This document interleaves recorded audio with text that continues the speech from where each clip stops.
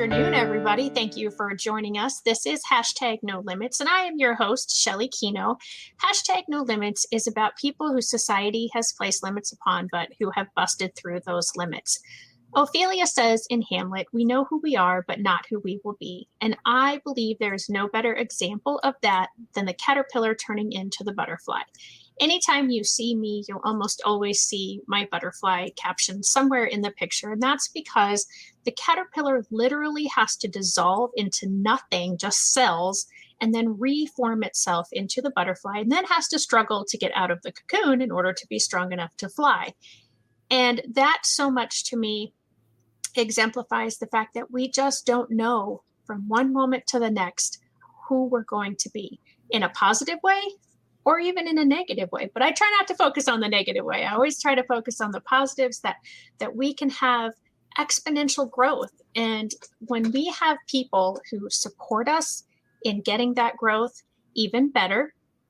And sometimes the struggles that we have to go through seem like way worse than anything even than the caterpillar goes through. And I know that seems a little strange, but Kim's story today, she's going to talk about that really scary thing that a lot of parents are very frightened of. And it's 2 words called due process. And she's been through it. And so she's going to share some of her experiences for that with us, as well as why she got to that point and what she's doing now in her life. So Kim, it's so nice to actually officially meet you. We've chatted back and forth. We're both master IEP coaches. But thank you for coming on today. Well, thanks for having me. I truly appreciate this opportunity. Yeah, I'm really excited to have you. We've been, as I said, we're both master IEP coaches, and we're both in the network. And so we've been on a couple of calls together with our mentor, Catherine Witcher, and some of our other leaders in our group. But you and I haven't really met and had opportunity to share. So I'm really looking forward to having you share about your story. So go ahead and tell everybody. Oh, and I always forget this part. If you're watching, let us know, #live. If you're watching it in the replay, let us know, #replay. And remember, the more comments that you make, the higher up in the algorithm this will go, and the more opportunities people will have to see it. And therefore, the more opportunities we will have to change people's perspectives. Okay, I'm sorry, Kim. So tell us about yourself. So I started on this process pretty early on in my child's life. I have 2 sons. My oldest, he is 13 now and has an IEP due to his qualifying condition of ADHD, and needs help with organizational skills and, all the typical lacking of skills that come with ADD and ADHD. But truly, my IEP process and education came along with my youngest son, who is now 11, who has severe nonverbal autism. And so we knew right away before he was 3 months old that he was delayed. So we kind of were thrown into it.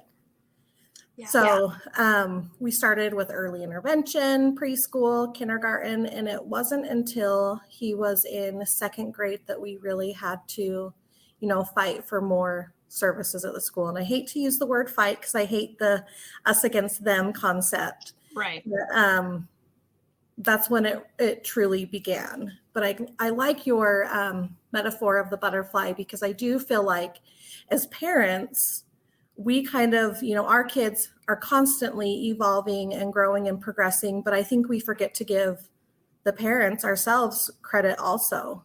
It's very true. I was the kid in school that was the quiet girl that hated to stand out. I wanted to blend in. So having a child with a lot of behaviors in public spaces really made me kind of transform into, I like to call a polite mama bear. Yeah. I don't want people to think I'm aggressive, but I do now have 0 problem standing up for my child, because he can't tell me what's really going on. He can't stick up for himself. Nobody else is. So that's my job. And I think that, we need to give ourselves credit, because looking back over the past decade, I've really progressed quite a bit. I would have never thought that I would have spoken about autism at the state capitol. I would have never thought that I've gone through multiple mediations and a due process. but going through all of those really difficult things, I have been able to see my son progress and excel in the right situation. That is so awesome. And what a beautiful thing, because honestly, I hadn't thought about it from the parent's perspective and how much a parent would change through all of these meetings and processes. And so thank you for bringing that up, because yeah, that has to be the way it is for everybody too. So that's really interesting. And yeah, to be the person who was quiet and to be at the point where you are today of being not just your children's voices, but voices for lots of people. Oh, absolutely. Yeah. So tell me a little bit about this, speaking at the state capitol. Oh, so Utah, we have one of the highest numbers of children with autism. I think it's like 1 in 50 something. It's pretty high up there. And, we have a DSPD wait list that is on average 7 years, but they are now finding out that it's closer to 9 years. Okay, tell me what those letters stand for. So DSPD is basically, I can't remember exactly what all the words are, but it's for people with disability that kind of get Medicaid for life. They are able to get the services they need for their qualifying conditions. I know Arizona, if you move there, you're immediately placed on the list. So a lot of states have these programs. They may be called something different, but it's state funded. They get Medicaid. They're able to receive, ABA or home care and hospice or whatever needs that they have. So we don't have a lot of services in Utah for autism. We are getting there. I like to say we're about 10 years behind everywhere else, despite the immense need for it. Right. And so there's a lot of parents that are constantly, kind of trying to raise awareness. I hate to say fight, but stand up for what our kids need. Sure. And so each year around in April, we have awareness brought for autism through the state. And this past year or two has been different with COVID, but there's usually some meetings up at the state capitol to bring awareness and, show the new statistics, what has changed and what hasn't, and what the needs are of the state for not just children, but adults as well.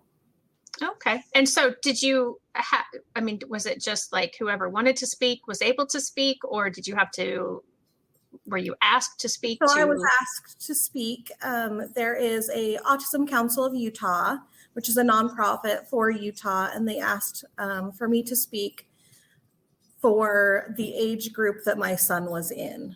Okay. So the people that started that group, their children are now 19, between 18 and 21, and they're finding that the lack of those services is almost bare to none. And so they actually just opened up their first adult day center, which has been amazing. And so, through parents talking about the needs of what ages and just kind of collaborating each year of where we're at, where we've been, and where we want to be has been really helpful for people and legislatures to see. Yeah, that's amazing. And what a great revelation to show that there are services that are lacking. And unfortunately, I really do think that's all across the country. Maybe some places are a little better at it than other places, but I still think there's a lack of, okay, well, now they're out of school. What is society providing? What is society? What kind of resources are there? What kind of programs are there? What kind of opportunities are there? And because that seems like something that with a lot of different people that I've spoken to, either through this show or just other people that I know, that seems to be a common thread. So something else that needs to change in our society. And I think those services have become available due to the parents. The parents rising and reaching out and, expressing the need for that. And I think where I'm kind of in the middle, where my son's almost a teen, I've seen both sides, because my son at age 3 was put into ABA, where kids that were 5 that are just a couple of years older than my son didn't have ABA. And the difference in my opinion. Wow. Or, early intervention therapy is drastic. Right. And so for me, my kind of goal with all of this is we need to switch gears a little bit and invest in the children while they're younger, so that we're not having to kind of backtrack, or right. It costs the states more money later down the road if they were not to just invest in them as they're younger. Yeah. Because of course with IDEA, we're working on, preparing them for further education, employment, and independent living. And if you put forth those resources earlier enough, hopefully they're able to have a job being a tax-paying member of society. And yeah, absolutely. And that's such a good point. And I mean, the statistics show that all across the board. If we can reach our kids with behavioral issues earlier, and we can, break cycles of parenting problems early, if we can, I mean, just anything that we do, if we can get, the earlier we can get to it, the less money, resources, time will have to be spent. It's almost like, and I know this is a really very tiny thread of connection, but it's like a habit. If you can break a habit earlier rather than later, it's going to be easier to break it than when you're, really set into it. So I know that's not really close, but just kind of popped in my head.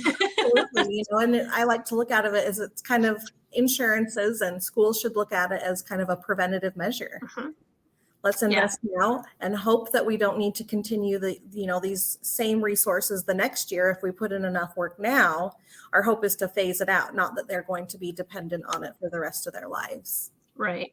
Right. So sorry. So that was kind of a little You're okay. rabbit hole that we went down. So let's go back to talking about your kiddos. So it was with your younger one that you started to realize there's, this need. So tell us more about that. So my son is, I like to say he's a behavioral kiddo. He is nonverbal. He is the sweetest child, but he's also very intelligent. So so the 3 years of early intervention preschool plus his kindergarten, first grade, and then in the middle of second grade, I noticed they were still working on the same goals that they were working on in early intervention. They shifted slightly, but I'm like, why are we still working on colors and numbers? Right. Why are we still working on letters and identifications? And, I'm like, he's been sitting in these classes for years. He's absorbing it. Right. We're just not able to kind of reach in and grab what he understands. Right. And so during the summer, my son was going to a ABA clinic day treatment facility to kind of mimic the schedule of school. So he'd go 9 to 3, and they'd work on behavior as well as some academics. And I had noticed that he was very knowledgeable on many more things than what the school was giving him credit for. I think he was just kind of being stuffed in his bedroom, and he was happy, and that's where they kept him. And, he made just enough progress to kind of skate by, but he really wasn't making progress. When I looked back at the past years, I'm like, really, he's not making progress if you look at it in a nutshell. Right. So I requested that my son had his RBT, his ABA therapist back then, before they were RBTs, to come and observe him in class. And so when that happened, and the RBT was like, yeah, he's just sitting there. He's just doing his colors. He knows them, so he's not answering them, so he's not passing them off now. So they think he doesn't know them, but he knows them. So having that collaboration was super helpful. And I thought, how can we make this a more consistent kind of like a procedure? How can we get this to be the system so that we can build some momentum? Right. So I had mediation with the school district because there were things happening in the classroom that were also, typically staffing issues. So I brought up a lot of safety concerns that I had witnessed myself, which I think helped kind of give that fuel to the fire, and filed a state complaint because I thought, this is not okay for my kid. there are a lot of parents out there that are uninvolved. So I'm not only my child's voice, but all of these other children as well. So I'm like, Right. if I file a state complaint and it goes nowhere, at least I did what I could. Right, exactly. Can you talk a little bit more? You said you had the mediation. So like how does that work? You know, if somebody's in a situation right now and you know they've hired their master IEP coach to help them out and the school just isn't wanting to cooperate, I guess, or collaborate, what does mediation look like? So typically, at least in Utah, I know it's pretty much the same across the board, but sometimes things are just slightly different. You could file a state complaint, a mediation, and a due process all at once. I kind of wanted to take the conservative approach. Mm-hmm. So when I really was researching it, I realized, okay, so a state complaint is just letting the state know and be aware of what was happening within that district. So with that, I'm like, I for sure want to do that. There's safety concerns with staffing. If you have elopers, kids with seizures, medical, complex children, and they're understaffed. Right. I'm like, so if my child bolts and another kid's Right. having a seizure, who's gonna get, Exactly. Somebody's going to sadly get neglected. And that was kind of my concern. And so with that, I filed. Hang on 1 second, because I just want to explain what an eloper is. And you kind of did there just a second when you said bolting. But for anybody who's watching who hasn't heard that term, it's just somebody who leaves the space that they're in. They don't necessarily have to leave the building or the premises, but it's just the space that they're in. Maybe they're in a classroom and they run out to the hall and, so you have to have eyes on them. So and typically those, the elopers, they don't understand danger, whether they don't understand danger as a concept in whole, or if their anxiety or whatever is causing them to elope in that moment. Typically they are unaware of those, the environment around them. They just bolt, they run, they escape. Right, exactly. And oftentimes it's very infrequent, and oftentimes seizures are very infrequent, to go with your example. Mm-hmm. But on those rare occasions when they do happen at the same time, you do need to have that enough staff to take care of it. And it's difficult, I feel, for a school district to really understand that and want to put the money into it, because maybe 90% of the time that person isn't technically needed for the reason that, we've put that person there. But yes, it's better in my personal opinion, and I'm not, an administrator. So I learned many years ago that I do not see education through the eyes of administration. But to me, it would be, like you said, it's a safety feature, a safety factor. But yeah, it's oftentimes, well, we don't need this person 90% of the time. Well, but what about that one time that you do? And that's kind of my, with all IEPs and behavior intervention plans, I like to stress this is not likely to happen, mm-hmm. but it's not it's not impossible. Yes. And so I like to have a plan in place, because you need a plan in place. I mean, that's what insurance is for. That is what fire drills are for. How often do schools actually catch on fire? But how often do you have fire drills? Right. And it applies to special education. And I kind of, I like to phrase things in a way that makes school districts understand. They know numbers, they know money. They don't care about feelings. I mean, I like to think they do, but they have their budget, and that's how they look at things. And I just phrased the question, the SPED classroom is right outside of the busing zone. Oh yeah. My son elopes. I'm like, I witnessed a child have a seizure. My son elope. If I weren't there and he was hit by a bus, I said, I don't want to be this person, but who would I be suing? Would I be suing you or the city? Right. And that was kind of like, oh, we'd never thought of that before. Right. And so it was kind of, I don't want to say it was threatening, but it was just facts, It is, absolutely. of when this happens, if it continues the way it does, my son is smart. He knows when people are not paying attention, and that is when he runs. Mm-hmm. As soon as everyone else is kind of busy in their own world, my son's like, great, I can go to recess. No one's watching me. Right. And it's not malicious. Like I'm so glad you No. said that, that, oh, I can go to recess now, or oh, it must be recess time because, Yes. everybody's busy. Or it was something scary is happening. I got to get out of here.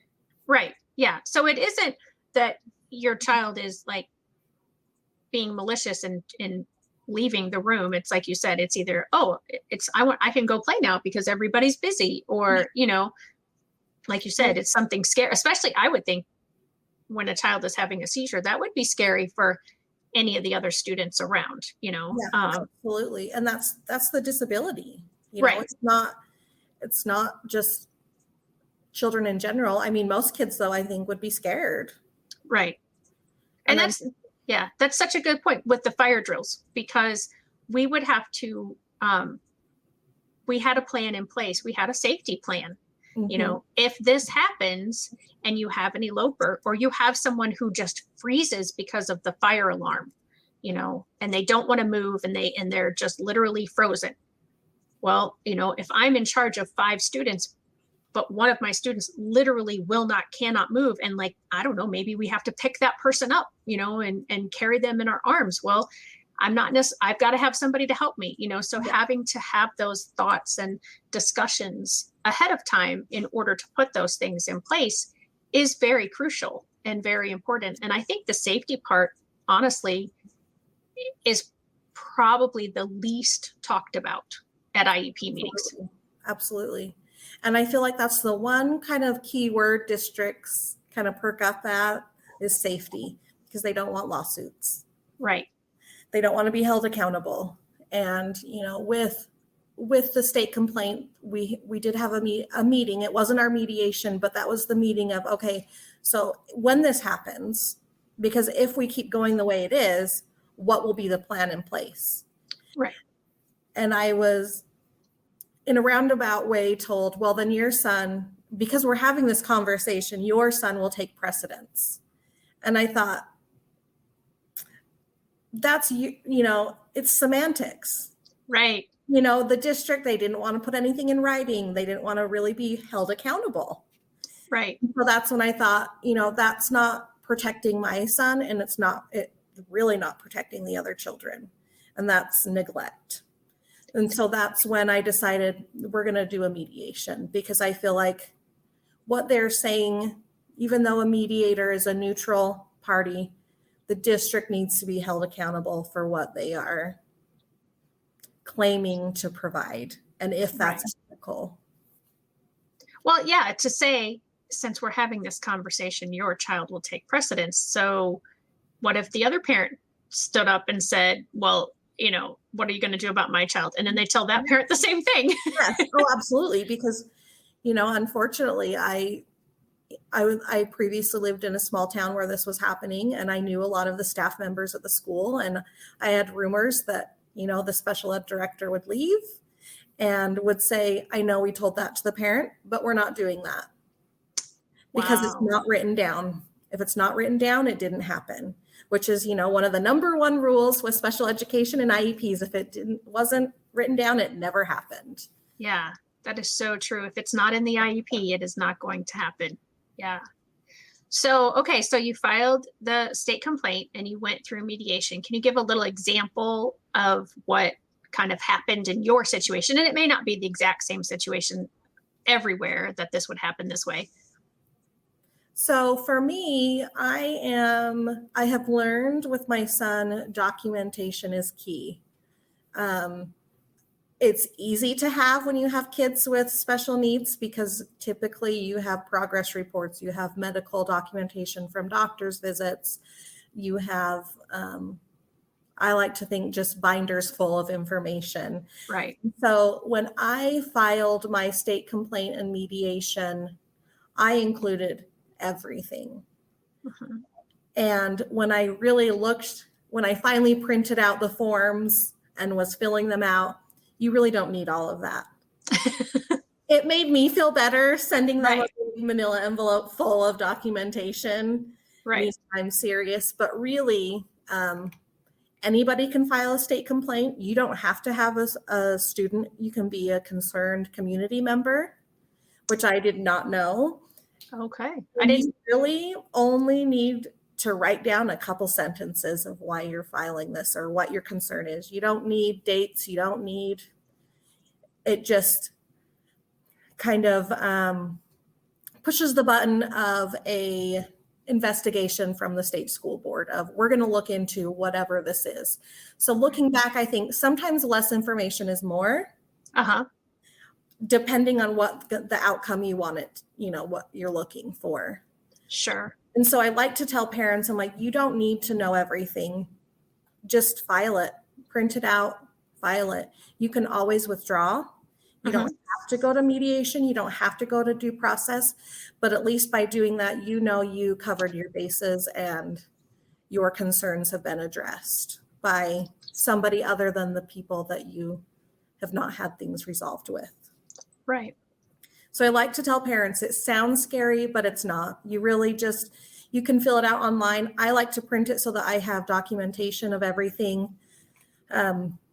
And you send it to the principal of your child's school, the state, and then the special ed director or the superintendent of the school. So they get multiple copies to everybody so that everyone is aware, which is kind of scary as a parent.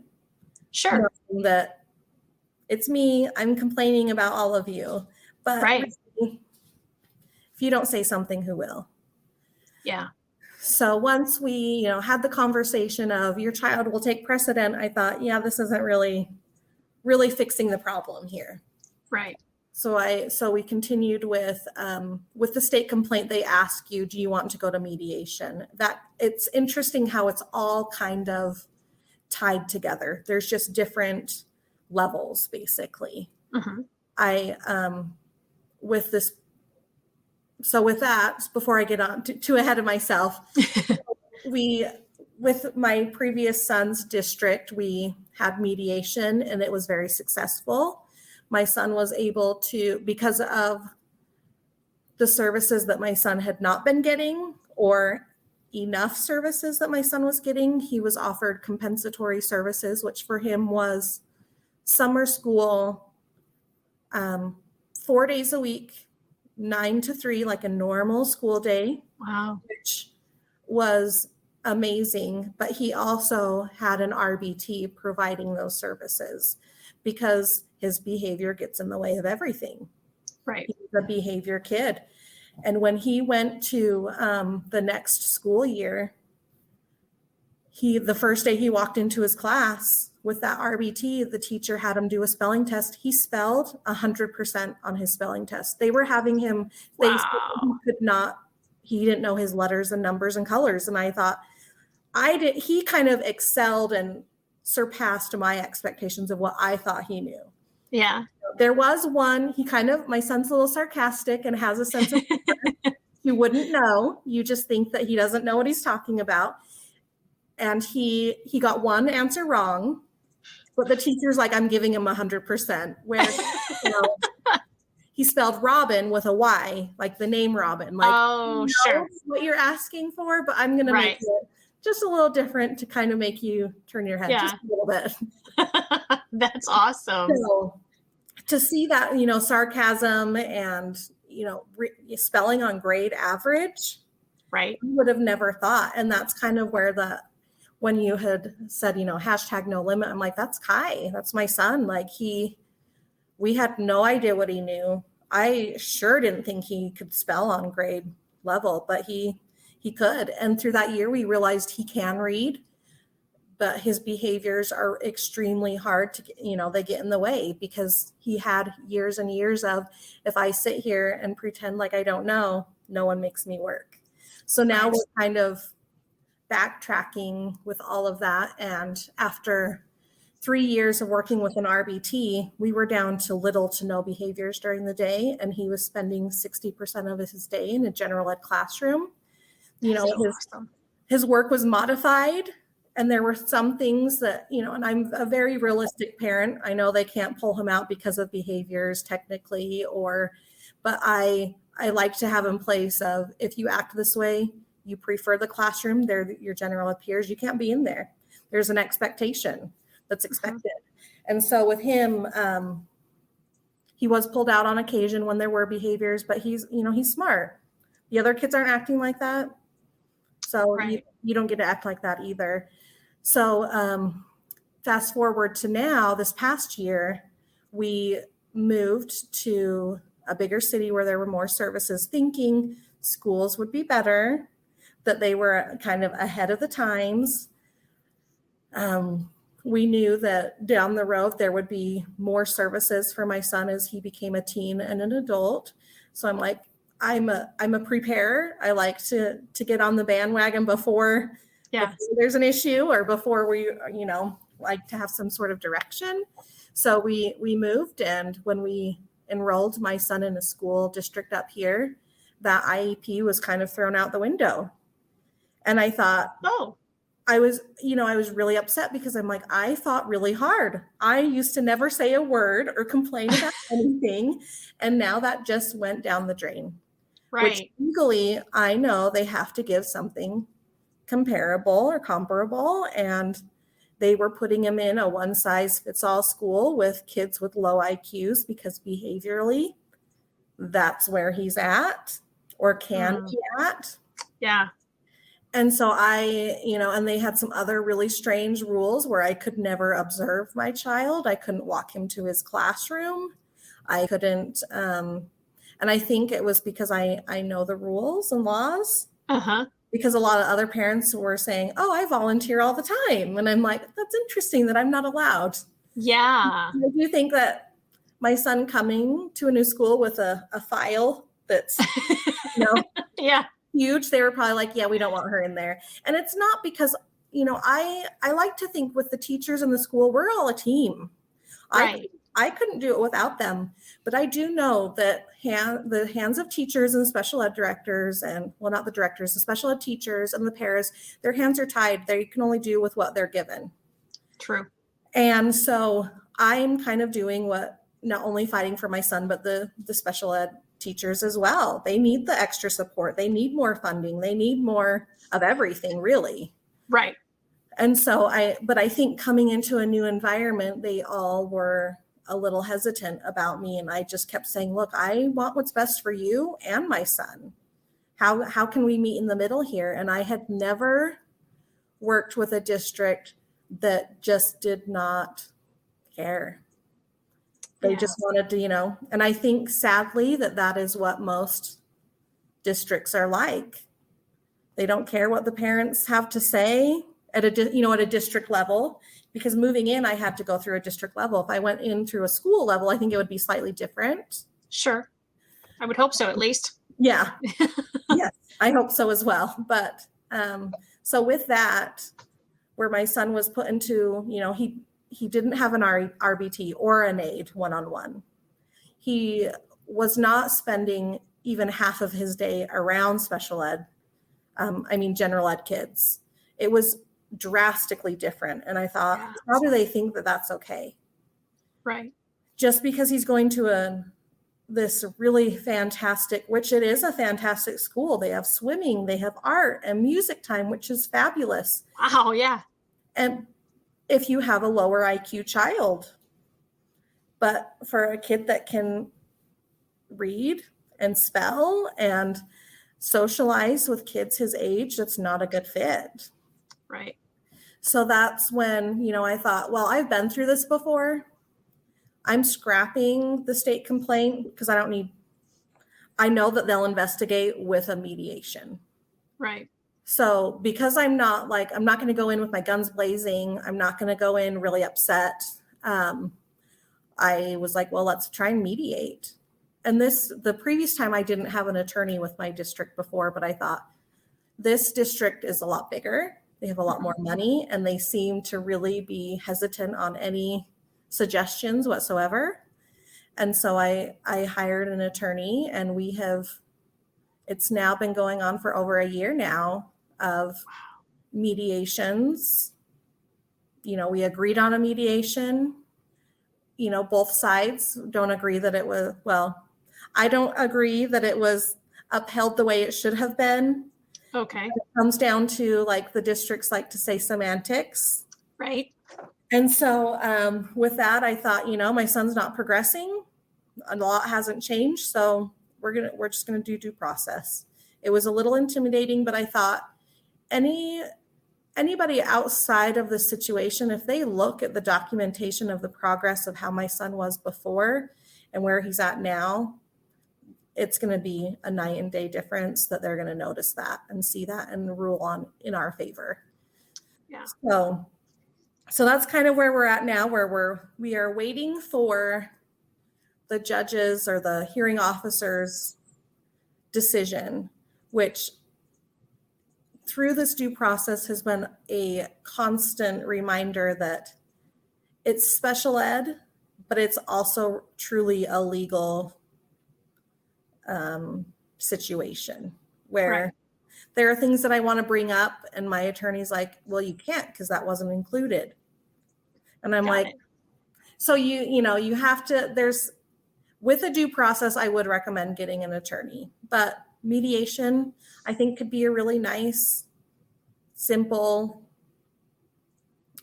conversation of between districts and parents of, trying to meet in the middle, because mediation is definitely a compromise on both sides. You can't go in expecting one thing and hoping you get all of it. You kind of have to reach for the stars and know you're going to fall a lot lower, but be happy with that. So always ask for more. But it's been interesting. I just found out this week, it had been 2 weeks since the end of our hearing, and my attorney called and said, just want you to know I'm consistently checking in.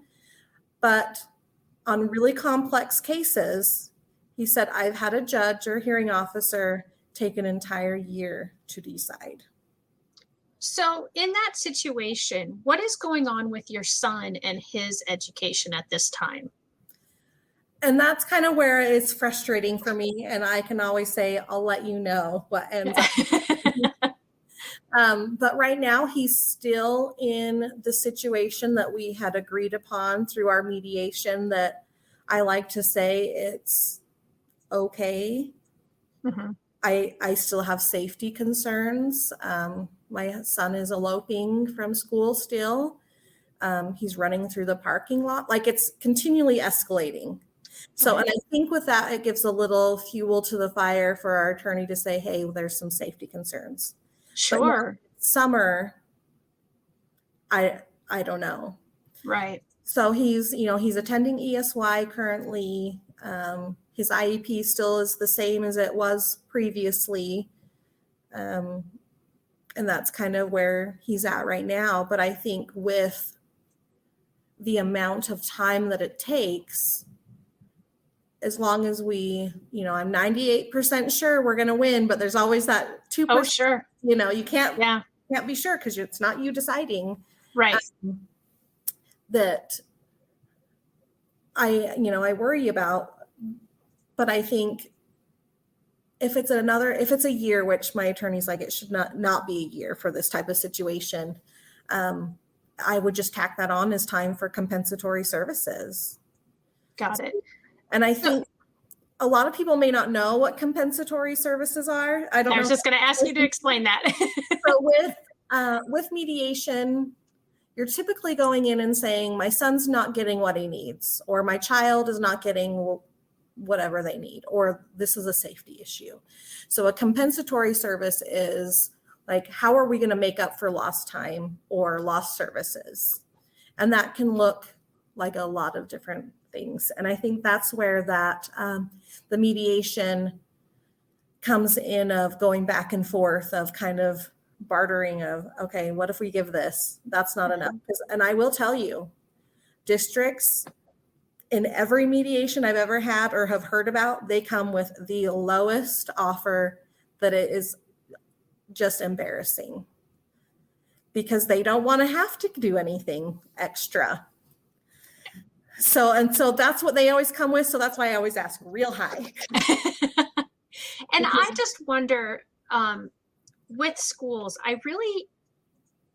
because I am a former teacher, and so I've worked in several districts throughout my career, and I think from the school's perspective, they think if they give in to one family, Oh, 100%. then every other family that's got a similar situation is going to expect the same thing, or think that they can file due process or go through mediation and win, and and so I think in a sense the school in a wide setting is thinking we have to protect ourselves. Yes.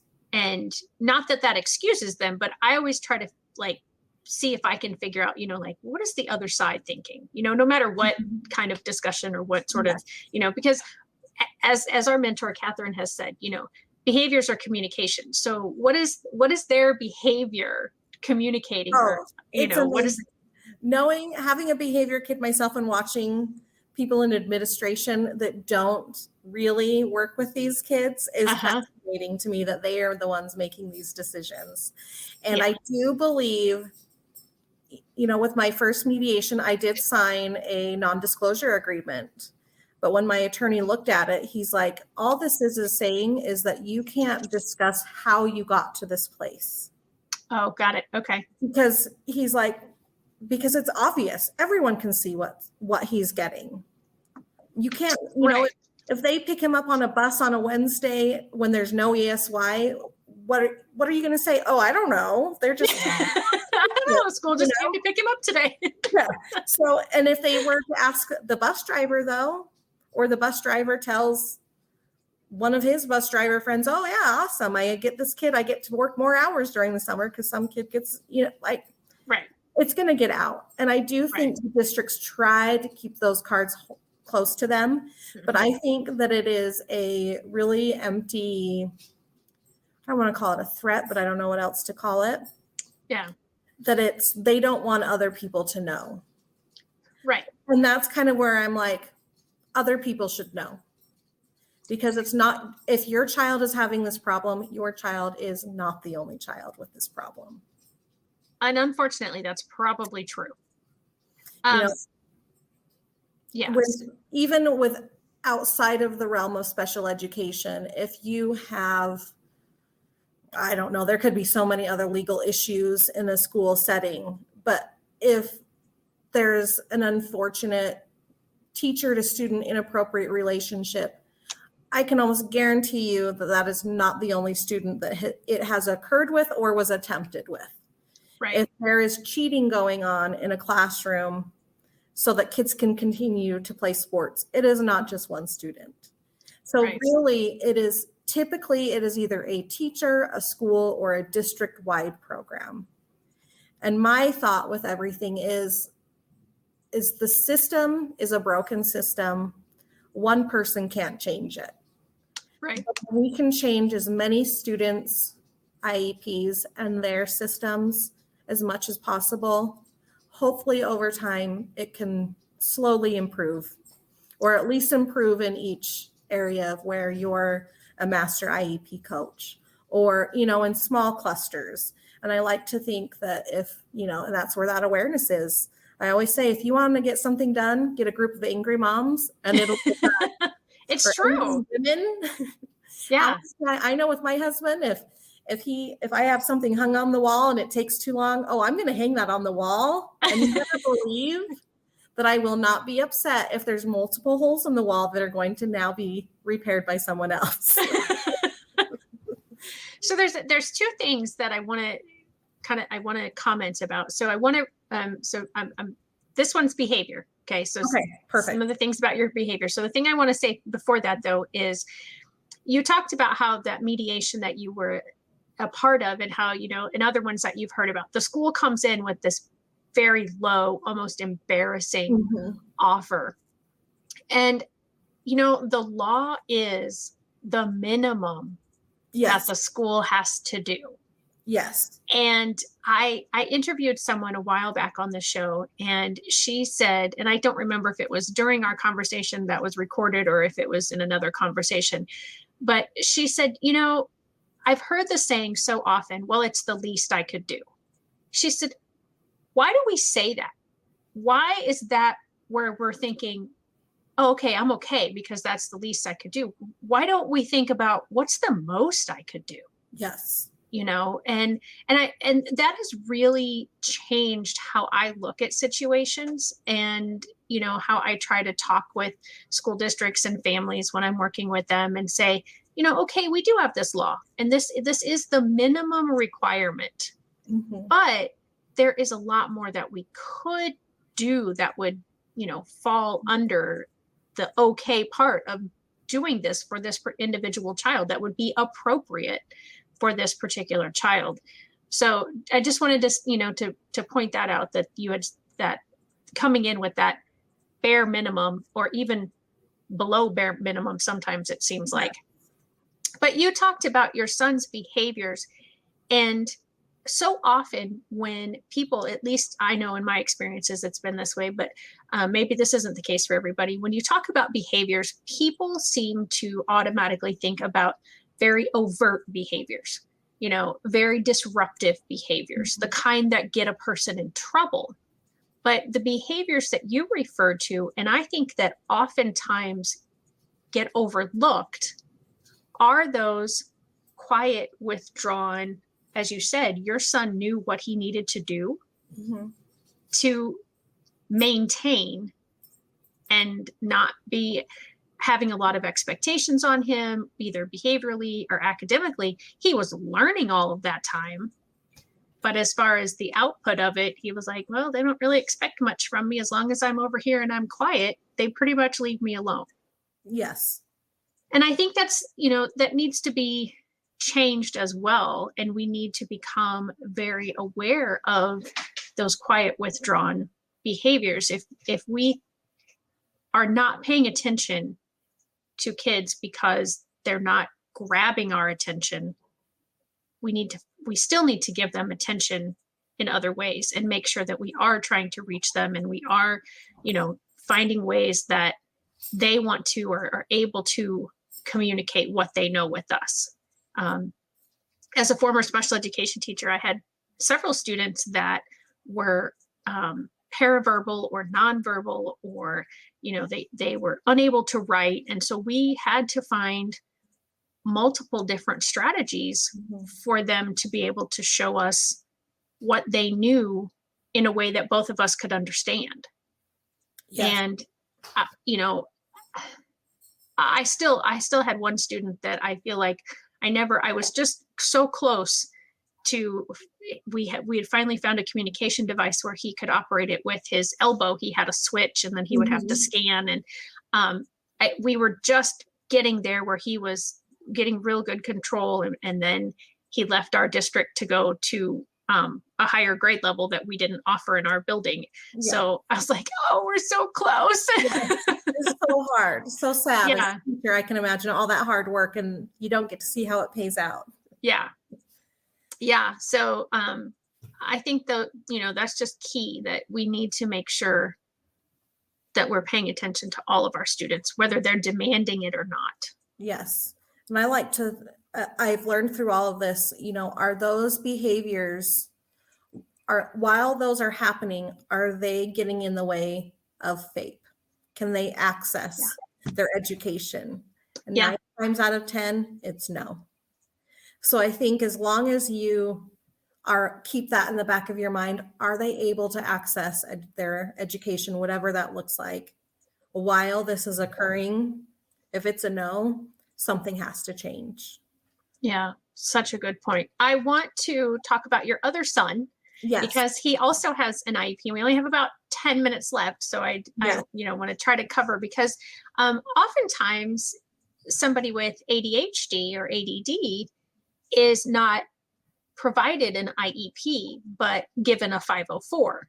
And for anybody who doesn't know the difference, a very simple, generic way to describe it is a 504 provides accommodations and modifications. An IEP provides that and specially designed instruction. Yes, or even therapies. Right. In my mind, that's how I like to slice the ones into of this, IEPs, they get more therapies and things that are specially designed specifically for them. Right. So tell us about your other son who also has an IEP and how that process went. So with him, he was the kid that zero behaviors, amazing kid in class, had friends, but when it was time to work, he looked like he was working. He was quiet.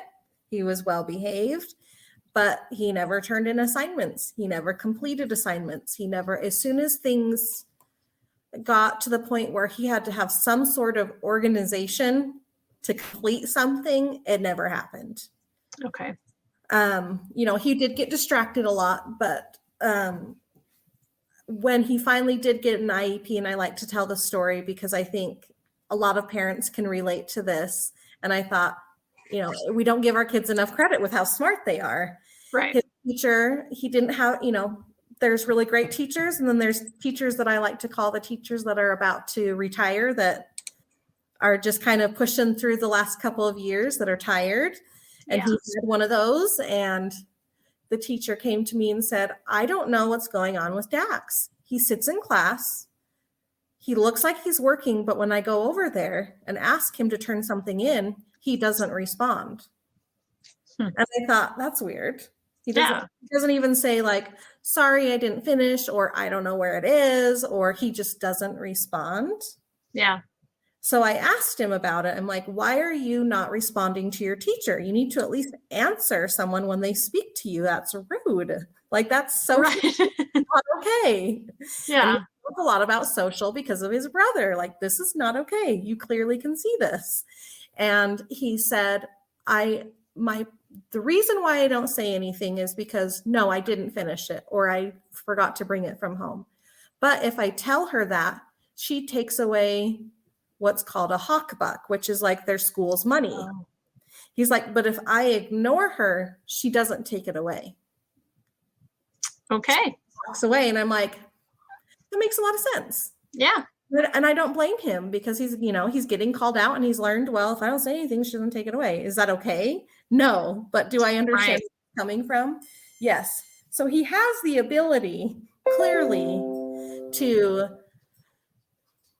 the thought process of getting things done. And, Right. but there's just those little holes along the way, those gaps. And so we talked about a 504, and I looked at a 504, online, of what the differences are. And I thought, these kids with ADD and ADHD, they really need a little extra mental health help. Mm-hmm. I don't remember what the quote was, but I read it somewhere where it's basically with kids that have ADD or ADHD, by the time they hit age 10, they have received, a certain number of negative comments compared to their general ed peers or typical. Yeah. And it's an astronomical number. I don't know either what the number is, but it's heartbreaking. Yeah.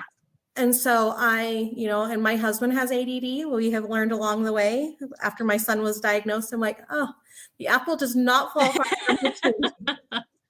And, my husband, he is great. He's successful, but he does still to this day kind of struggle with constructive criticism.